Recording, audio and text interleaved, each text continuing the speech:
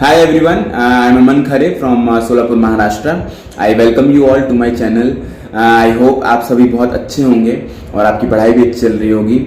SSC CGL 2023 के mains यानी tier 2 को अब लगभग 15 दिन बाकी हैं और इस वीडियो में मैं आपके साथ कुछ ऐसी टिप्स शेयर करूंगा जिन्होंने मेरी हेल्प की थी लास्ट 15 दिनों में, और मैं आशा करता हूं कि ये सारी चीज़ें आपको भी हेल्प करेंगी और बूस्ट करेंगी आपकी तैयारी को और आपके स्कोर को। सबसे पहली बात हम करेंगे करंट अफेयर्स की। तो अभी अक्टूबर में आपका पेपर है और आज जब मैं ये वीडियो रिकॉर्ड कर रहा हूँ तब तक डेफिनेटली आपका पेपर सेट हो चुका होगा। तो आपको करंट अफेयर्स अक्टूबर महीने का नहीं करना है। अगर आप पढ़ रहे हैं अभी तो उसको बंद कर दीजिए। सितंबर तक का ही करंट अफेयर्स आएगा। दूसरी चीज़ करंट अफेयर्स में जो मैं ऐड करना चाहूँगा वो ये है कि अपॉइंटमेंट्स वगैरह जो होते हैं उनको अपडेट कर लीजिए। कई बार ऐसा होता है कि सपोज आपने फरवरी में पढ़ा कि ये XYZ इंस्टीट्यूशन है और इसका चेयरपर्सन ये है। उसके अलावा हो सकता है आपको वही चीज़ याद हो और सितंबर में जाके फिर से चेयरपर्सन चेंज हुआ हो या फिर कोई नया इंसान बन गया हो चेयरपर्सन।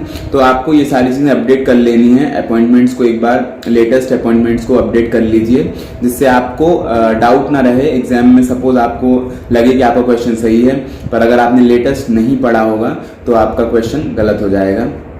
एक चीज़ ये हो गई। और दूसरी चीज़ में ये है कि जैसे क्रिकेटर ऑफ द मंथ होता है, ICC cricketer of the month या इस तरह की चीज़ें जो होती हैं इनको अवॉइड कीजिए। मंथली वाली चीज़ें नहीं आएंगी, बहुत ही कम आती हैं, तो इनको याद करने में स्ट्रेस मत डालिए। और तीसरी चीज़ ये है कि चेस से रिलेटेड मैं बोलूँगा, मास्टर्स चेंज होते रहते हैं, कभी 75th है, कभी 76th है, तो ये सारी चीज़ें बहुत अपडेट होती रहती हैं। इन सारी चीज़ों को आपको अपडेट कर लेना है जिससे आपको लेटेस्ट डेटा आपके माइंड में रहे। दूसरी चीज़ रिलेटेड है कंप्यूटर से।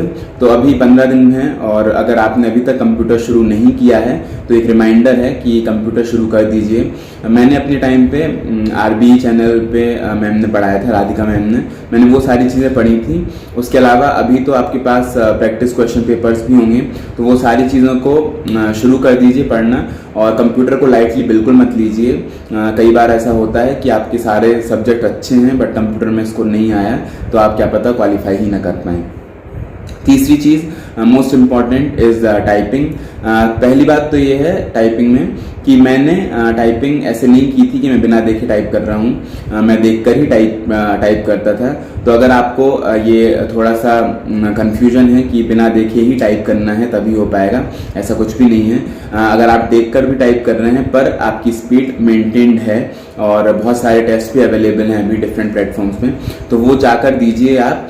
और कोशिश कीजिए कि 10 मिनट के अंदर क्योंकि 15 मिनट का अगर आपका पेपर है तो 10 मिनट के अंदर आपका हो जाना चाहिए टाइपिंग। उसके बाद 5 मिनट में आपको वो सारी चीज़ें चेक करनी है। कई बार कुछ गलतियां भी हो जाती हैं, उनको रेक्टिफाई करना बहुत ज़रूरी होता है। तो 10 मिनट का विंडो बनाइए, कंप्लीट करना है। उसके बाद जो बाकी बचा हुआ टाइम है उसमें आपको जाकर अपने करेक्शंस करने हैं जो भी आपसे गलतियाँ हुई हैं। चौथी चीज़ है मैथ्स से रिलेटेड। मैथ्स का ऐसा है कि 2 टॉपिक्स हैं, स्टैटिस्टिक्स और प्रोबेबिलिटी। ये दोनों टॉपिक्स ऐसे हैं जो टियर 1 में नहीं आते हैं, इसीलिए हम कई बार इनको इग्नोर कर देते हैं या फिर भूल जाते हैं इनको प्रिपेयर करना। तो फिर से मैं एक रिमाइंडर भी दे रहा हूँ कि इन दोनों टॉपिक्स को आपको तैयार करना है। मैंने RBE जो शुभम सर का चैनल है उस पर शुभम सर ने जो लेक्चर्स डाले थे उनको ही पढ़ा था और उनको कर लीजिए, या फिर जो भी जहाँ से भी आपने पढ़ा है वैसे पढ़ लीजिए, पर इन दोनों टॉपिक्स को कवर करके जाइए क्योंकि पक्का है कि एक क्वेश्चंस इन दोनों टॉपिक्स से आएगा ही, तो आपको रिस्क नहीं लेना है इन दोनों को छोड़ने का। और लास्ट सबसे ज़्यादा इम्पॉर्टेंट चीज़ है रिवीजन। अभी तक आप मॉक टेस्ट अगर दे रहे थे तो मॉक टेस्ट देते रहिए, पर आपको ऐड कर लेना है एक चीज़ रिवीजन का। इंग्लिश हो या फिर मैथ्स और रीजनिंग हो। तो इंग्लिश का ऐसा है कि मैं क्या करता था, सुबह से एक टाइम बना लेता था कि 1 से 1.5 घंटा है, तो जो भी वोकैब आपने लिखी है टेस्ट से या फिर जहाँ से भी आपने वोकैब पढ़ी है उनको रिवाइज करना शुरू कर देना है। क्योंकि हमें ऐसा लगता है कि शायद लास्ट के 5 दिन करेंगे तो कंप्लीट हो जाएगा, पर वो सारी चीज़ें नहीं होती हैं। दूसरी चीज़ रिवीजन इसीलिए भी इम्पॉर्टेंट है कि आपने बहुत सारे टेस्ट दे लिए बट आप एक बार किसी चीज़ से गो थ्रू किया है और अगर आपने कम चीज़ें की हैं पर उसको आपने 2 से 3 बार गो थ्रू किया है, तो डेफिनेटली 2 से 3 बार जो चीज़ों से आप गो थ्रू किए हैं उससे आपको कॉन्फिडेंस ज़्यादा आएगा। तो रिवीजन इसीलिए इम्पॉर्टेंट है कि जितना पढ़ा है उसको वो पक्का होना चाहिए, नई चीज़ें ज़्यादा कवर करने से मतलब नहीं है।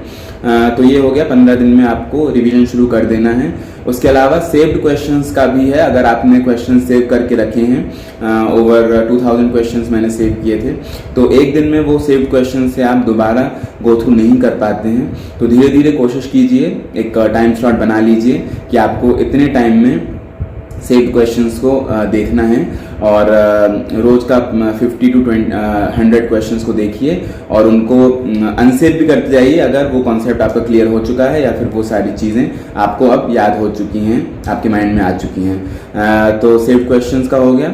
और आखिरी चीज़ रिवीजन में ही ये है कि जो भी इम्पोर्टेंट पॉइंट्स हैं, जैसे फॉर्मूले हैं, कुछ शॉर्टकट्स अगर आपने याद किए हैं, हालांकि मैं तो प्रेफर नहीं करता था, उसके अलावा जो टेबल्स हैं या स्क्वायर्स हैं, क्यूब्स हैं, ये सारी चीज़ें जो आप बहुत भूलते हैं, कुछ वैल्यूज़ हैं मैथ्स में या फिर रीजनिंग की कोई ट्रिक है, इन सारी चीज़ों को रिवाइज करना चालू कर दीजिए, क्योंकि रिवीजन अब बहुत काम करेगा आपका। लास्ट के 15 दिन में आपको रिवीजन पे ही ज़्यादा फोकस करना है। पुराना करंट अफेयर्स या फिर पुराना जो स्टैटिक जीके है उसको भी रिवाइज करना शुरू कर दीजिए। अलग से टाइम निकाल सकते हैं आप उस चीज़ के लिए। तो मॉक टेस्ट देने के अलावा इन सारी चीज़ों को कीजिए और डेफिनेटली आपको इन चीज़ों से हेल्प मिलेगी, जो चीज़ें मैंने आपके साथ शेयर की हैं। So thank you for watching the video and share कीजिए इसको अपने फेलो एस्पिरेंट्स के साथ, अगर उनकी भी कोई हेल्प आपकी इस वीडियो से हो जाए। All the best for the exam and thank you for watching the video.